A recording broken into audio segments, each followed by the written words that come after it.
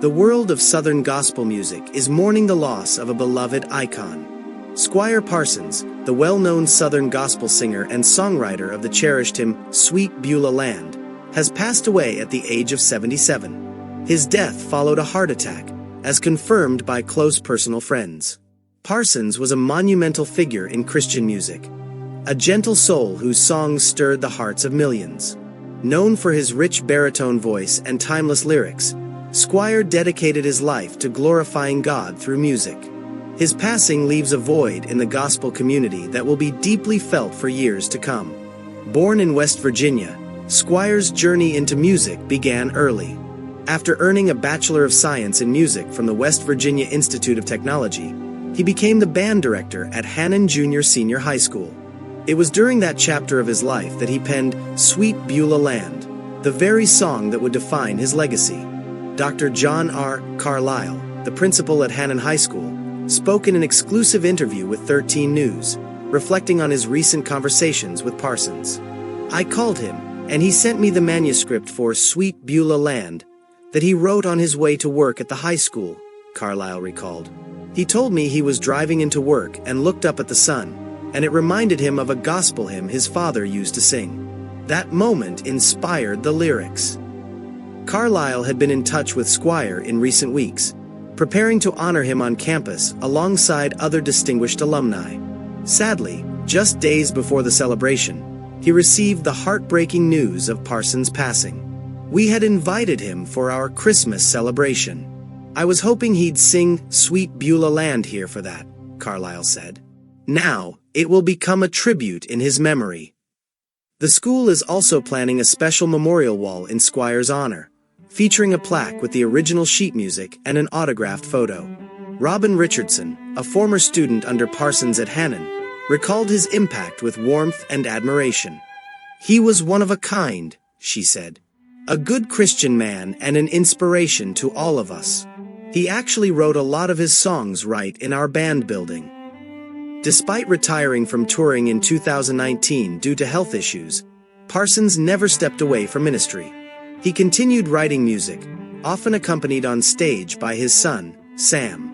One of his final passion projects involved setting the Psalms to music, a labor of love that further enriched the gospel genre. One person who met Squire early in his career shared a touching memory. "I met him in Nederland, Texas, probably around 1988. I had just graduated college, broke and looking rough. After interviewing him for KDLF radio, we chatted about gospel music and his time as a band director. He gave me one of his latest CDs and encouraged me to keep going. That moment stayed with me forever." In his own words, Squire once said he simply wanted to be remembered as just an old sinner saved by grace who loved to glorify the Lord Jesus Christ through music. His humility, talent, and devotion to faith left a lasting impression on all who knew him. Kathy Coleman Tate, another of Squire's former students and longtime friend, shared her recent interaction. Just 2 days before his passing, Squire liked a Facebook photo she posted of her mother for Mother's Day. "He was so kind," she said. "He started teaching at Hannon in 1970, planning to stay only 1 year. But he stayed until 1975, until the Lord called him to something greater." Coleman Tate remembered proudly telling people that Squire had been her band director. "They couldn't believe it," she said.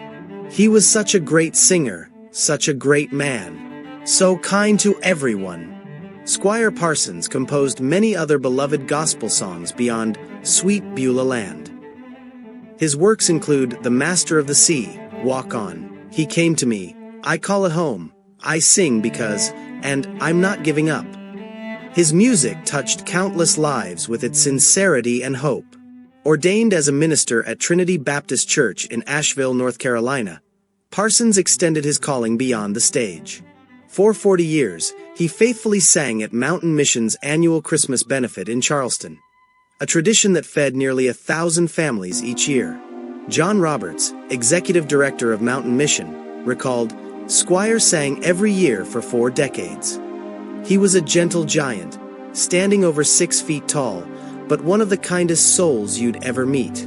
Roberts added, "He would always sing Sweet Beulah Land, but he'd adapt it for Christmas. It became a tradition our community cherished. Even in times of tragedy, Parsons showed compassion.